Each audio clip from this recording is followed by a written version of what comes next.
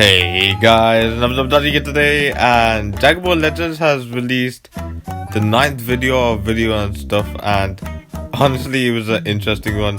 If you haven't watched it, check it out, but this is going to be my breakdown of the video and what I thought of the new things implemented into the game. First of all, they spoke about the Legends development. In this section they spoke about how they're going to be, well, there's not going to be, there is in-battle dialogues between characters, and they mean like certain characters. So for example, the Broly, whenever he sees a Goku, he'll just scream Kakarot, which is what Broly does, isn't it? The legendary finish Vegeta, when he does his legendary finish against the Super Saiyan Rose Goku Black, he'll have a certain dialogue with him saying how the only person who could fully utilize that body is Goku. The next one was unusual one. They, as you can see at the bottom, it says the comments from the developers is this is truly the ultimate combination, and Bardock basically says to Raditz how he should be better than his younger brother, which is Goku. And then another comment from the developers is that it's an unusual combination from Shisami and Cooler, and you hardly see this. And I think it's just Shisami saying, why am I going up against Lord Cooler or something like that. And honestly, I do have to hand it to Dragon Ball Legends. They've made it interesting having these unique interactions with certain characters. So that's a fun way to just add some unique features to the game. But yeah, that was basically this section, and all just positive feedback from me. Okay, the next section was the Legends updates info. In this section they introduced something called mission plans, which is basically a new style that'll be reward for people who only play PvP or PvE, because there are a lot of people I know that only play PvE and just don't touch PvP whatsoever. So now you could actually choose a specific mission plan where it's specific for you if you play just PvE, and you'll get a bunch of rewards just from doing that. Or if you just play PvP, you could just choose a plan for the PvP aspect and just get a bunch of rewards for that. And you don't need to worry about like, oh, I want to choose this one later actually, because you can swap at some point in the future. It'll just take some time. And honestly, I think this is a good feature to add, because it gives you a bunch more rewards for what you do, and you don't have to know you're missing out on like the PvE rewards or the PvP rewards, because you get a bunch of rewards for just that plan in general. So that was pretty cool.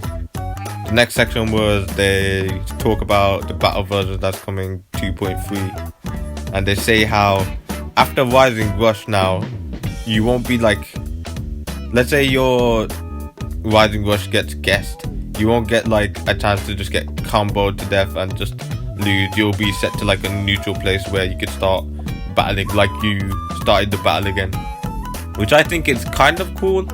I guess now you can't just finish off your opponent if you guess it, or just continue a combo and get some extra damage in, because it's just going to be put into positions where you just can't combo, which isn't too bad. I guess that makes the risk of being guessed with Rising Rush less harmful, which isn't too bad of a feature, so I'm down for this. I guess it's more going to be explained when I actually try it out and test it out in PvP or PvE, but this sounds good for now. Another thing they introduced was multiple cover changes. Now this is pretty big, because let's say you have cover change units. You have the Zamasu who covers strike change, and you have Vegito Blue who covers blast. And you know that you swapped into VB and it was a strike, and you're like, okay, that wasn't good, because you know you're gonna get hurt with VB. You can swap into Zamasu straight after as well. So let's say they do a strike again, you could cover change with Zamasu, making this feature kind of insane. And let's say there's a character that you swapped into thinking, okay, I'll let him take some damage first, and then I can swap to this one and they'll both survive. I think it's kind of a smart way of introducing this feature, and hopefully it could be a lot of fun and you could use it in a lot of smart ways. So I'm down for this implementation as well. seems pretty cool and could honestly be really fun in the future. So another thing is that they're gonna do story mode changes. So they're gonna shorten the story length from part 1 to 3. You'll get a bunch of Z power from, as you can see on the right, it shows a bunch of characters. You'll get a lot of Z power for them, and it'll help you to make teams, including those. I'm surprised the Kid Goku's there because he's a Legends Road character. I guess they just wanted to implement any Z power for any character. I guess because that Kid Goku was the first Legends Road, it's been a long time since he's been out, and they don't mind giving Z power for him for free now. And also you're gonna get a bunch of Chrono Crystals as well, so honestly nothing wrong about this. Hopefully we see a few more interesting changes in the future, but for now this is fine. Okay, another one is how they implemented the fact that you can actually click on, let's say you don't have any of these souls and you want to know how to get it, you actually could see whether you could get it from the exchange shop now, because normally they'd say you can get it from this event or you have to do this to get it or something like that.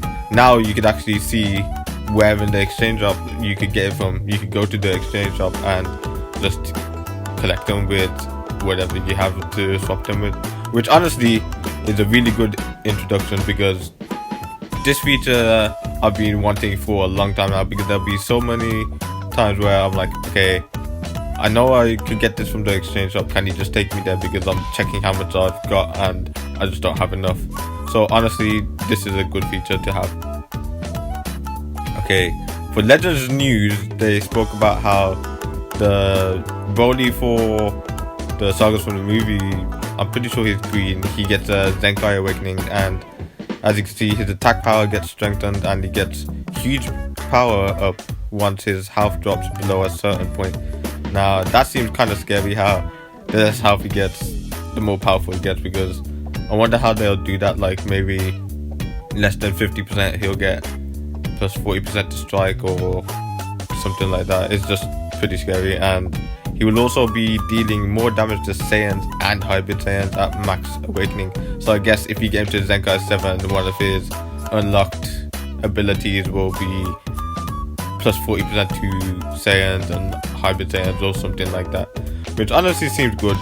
They've been doing a lot of things for sagas from the movie, because I guess the sagas from the movie team hasn't been the best, and even with the release of the new Metal Cooler and Super Saiyan Vegeta, it still isn't top tier. I'd say it helped their positioning in the tiers, but it doesn't make them like top tier or anything. So who knows, this could make it better. There'll be 2 Brolys with Zenkai Awakenings now that you could have on the same team, so that could be kind of scary. And yeah, that was basically it. Now the final thing that they did, which I was kind of surprised about, they spoke about how they had something interesting planned at the end, was they teased they teased for the scheduled live stream or premiere on the 26th of November, which is the Wednesday before Black Friday.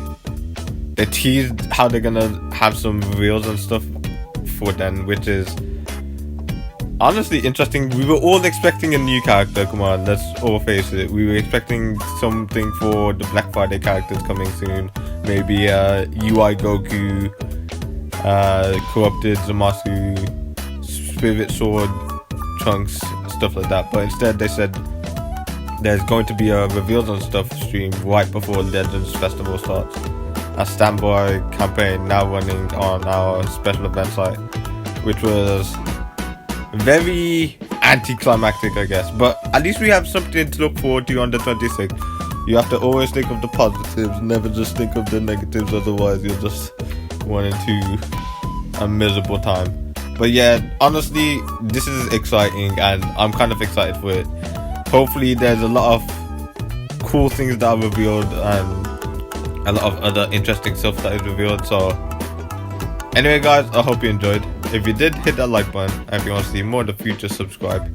See you all in the next one. Goodbye.